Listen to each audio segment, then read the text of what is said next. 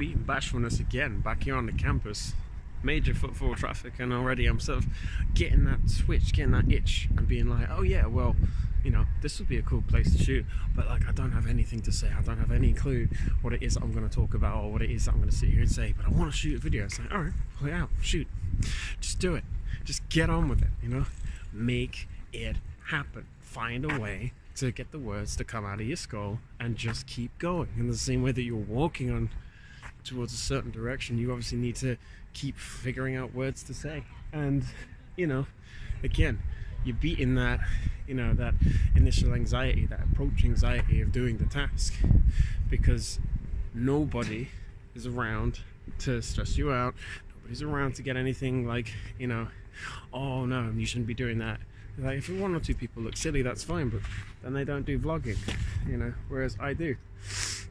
And that's just, you know, one of the small things that, you know, makes me a little bit different in this crowd. And rather than sit there and go, oh, I feel nervous about this, I feel bad about this, I feel silly about this, it's like, no man, this is me, this is what I do, and I'm empowered by it. Like, why would it matter? You know, it shouldn't. You know, it should be one of those things where, like, you know, you can just get on and go, yeah, this is me, this is part of my creative process, and this is what I do. My creative process is like multifaceted. I don't just do music, I also do, you know, creative media for, you know, online production. You know, I also do networking as a part of that. You know, I see that as a part of my creative process, because I'm trying to create a successful business.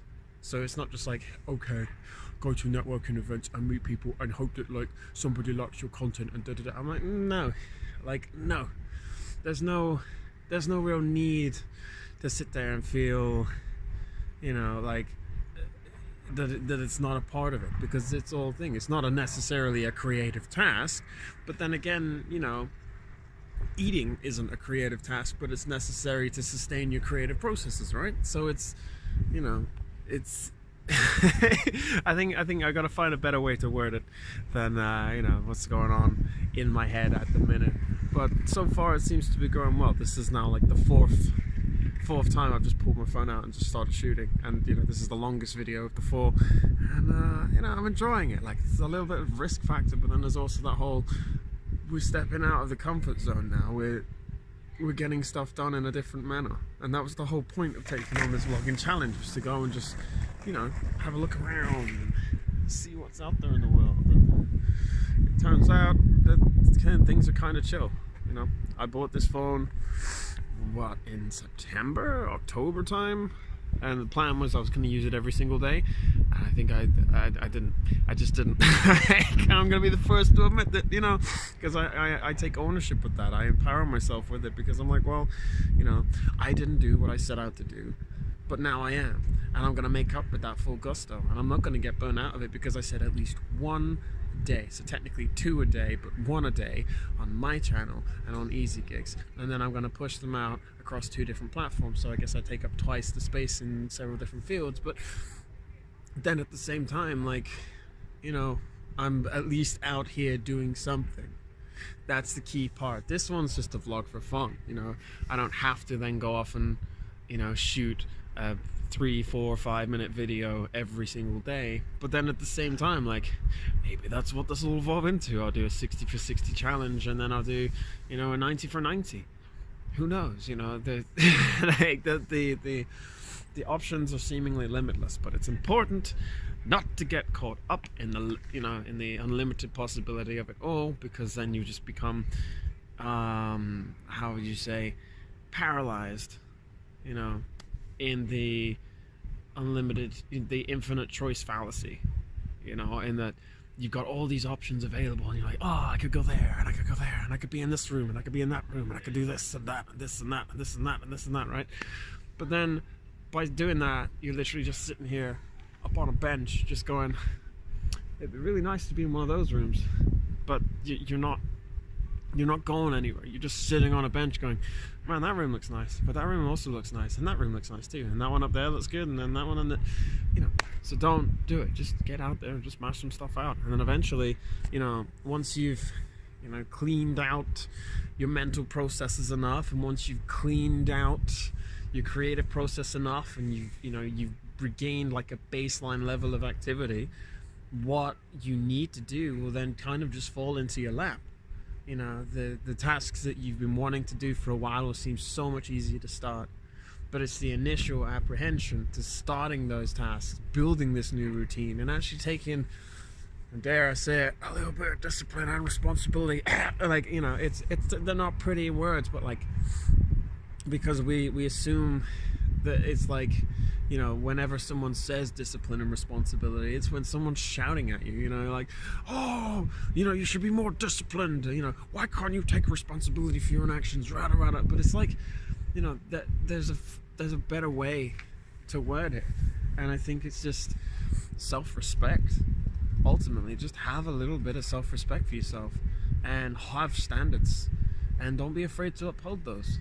You know, so many people like wandering by at the minute are just going, well, I'm here because I was told to come here, because I was going to do this, because I was going to do this.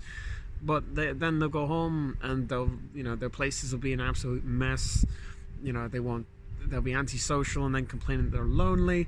You know, all these negative cycles that many people here will have, whilst at the same time believing that they know everything or believing that they know nothing at all. And wise people know that in the reality of everything in the world, you don't really know everything. But, you know, there's a humility to being, you know, oh, I couldn't possibly know everything. And then there's like a self-deprecating, insecure, I don't know a single thing. I'm like, well, you speak in English, mate, so that's one thing, you know. And some people take it just far too literally, and that is a shame. But anyways, waffle truffle over. I've sat down now. I should really just be wandering around. I think that would be better dealing with the fear. You know,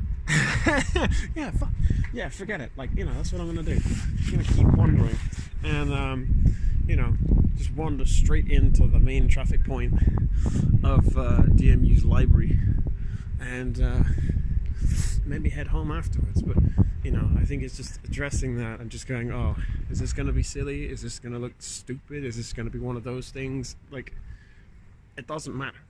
At the end of the day, what's going to happen in like 200 years? Unless you do something absolutely monumental, it'll be forgotten. And even then, you know, there was a great joke that Joe Rogan put out, and it was like, you know, what happens when all the power goes out? You know, if all the smart people disappeared, what would happen? Is, you know, everyone would just sort of sit around going, oh, I guess this will fix itself, right? Because that's how we approach our lives. And there was a really good one. I think it was a TED talk where basically the guy put the question out, and he was like, oh, do you know how to build a computer mouse? And he's like, well, I mean, yeah, you get plastic and you mold it and there's electronic circuits. I'm like, okay, how do you get the plastic? How do you drill it out from the ground? How do you identify it? How do you, what's the you know, the chemical formulas for doing it? And, you know, then what's the process for, you know, digging up copper ore and making the wires and smelting them down, and, you know, then melting the plastic around that, and then building the computer software to do all that. And it's like, this is all just another series of, you know, pieces of information that, like, until you prompt it to figure out what it is, you don't really know. Like, they're all just sort of bits of information, and, you know, you're not waking up every single day to go, oh yeah, I've just got to collate this and this and this and this and this. And, you know, I've been doing affirmations for a while, just to kind of, you know, keep the head on straight and get things moving. But this morning I tried something different. I said I'm just going to collate, you know, a bunch of different fields that I know, and I'm going to, you know, try something different. Man, the wind is picking up here and it's awful. But then, you know, I'm going to try and collate all these things together, and I've stepped out the house going, I feel like I'm armed with a Swiss Army knife instead of going out with a screwdriver or something ridiculous like that. It's, you know, one of those things that you just got to get up in the morning and you've got to make it just happen. Otherwise, you're just, you know, dossing around. You got like, oh, I got this goal, but, like, you know, I'd feel better if I, you know, feel better if you what? You know, feel better if you sat around, did absolutely nothing for the day, and then go, oh, well, you know, I'll just do it tomorrow, you know, and just completely ignored it. Well, that's the easy way. but then it's, you take the easy way for less, and then you take the hard way for more. So, you know, what are you going to do? You're going to sit there and just procrastinate on it? They're going to waste your time on it? Or are you just going to, you know, go out there, get it done?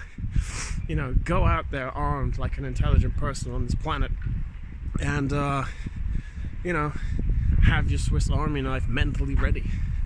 You know, what key knowledges are you about? What social skills do you have? You know, what do you stand for? What are you interested in? What do you want to see? Where do you want to go? What are you going to do? You know, physically and mentally. You just gotta look after yourself, man. And, you know, keep yourself up to date. Yeah, that should be another thing in there as well. I'm talking about having all these processes together, but, you know, today it was more on keeping my business going. So, but yeah, addressing fear. A couple people laughed. Who really cares? I'll see you all later. Peace.